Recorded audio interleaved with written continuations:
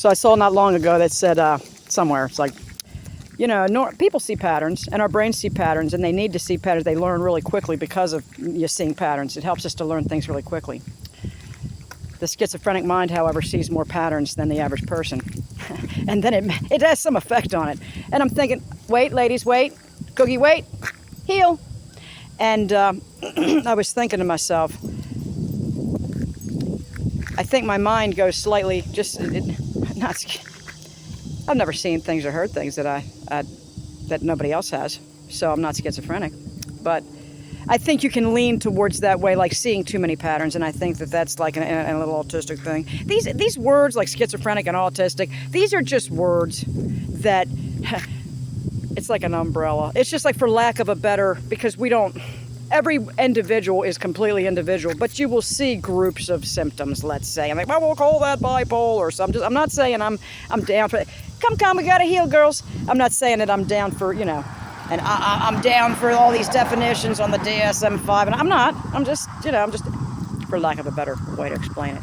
So I was just saying and thinking to Healthy Carnivore Sarah, her message about, I said, man, you just summed it up. In a comment, I said she summed up what I'm trying to say, but I always get sidetracked when I'm talking. And I thought to myself, it's because my mind is in the background picking up patterns. So it is difficult for me to stay on the subject because I see a connection. And real quick, let me just tell you how it connects to that, and I'll come right back. And, oh, wait a minute, and then it connects. You've seen me do it.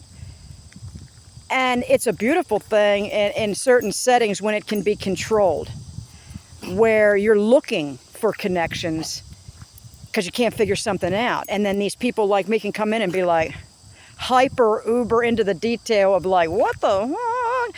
And for instance, my son's father is a medical statistician. And he would tell me all through the years, like, he's like, look, yeah, they got these studies. And he says they're full of shit because he says, I can show them that they're leaving out this piece of criteria that is like extremely important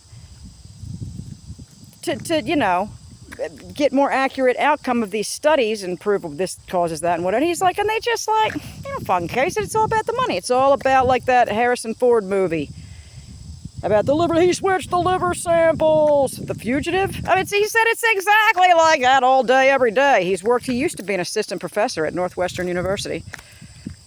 Yeah, I bore the son. I'm an assistant professor at Northwestern University. I did. He thought I was smart enough to have a kid with. So I'm like, wow.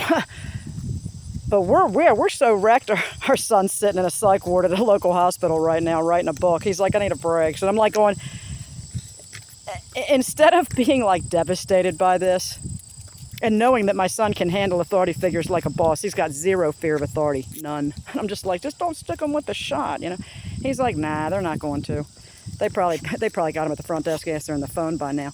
Anyway, God bless his heart. He's like, Mom, we can do it. We're just stuck like this, man. We just gotta.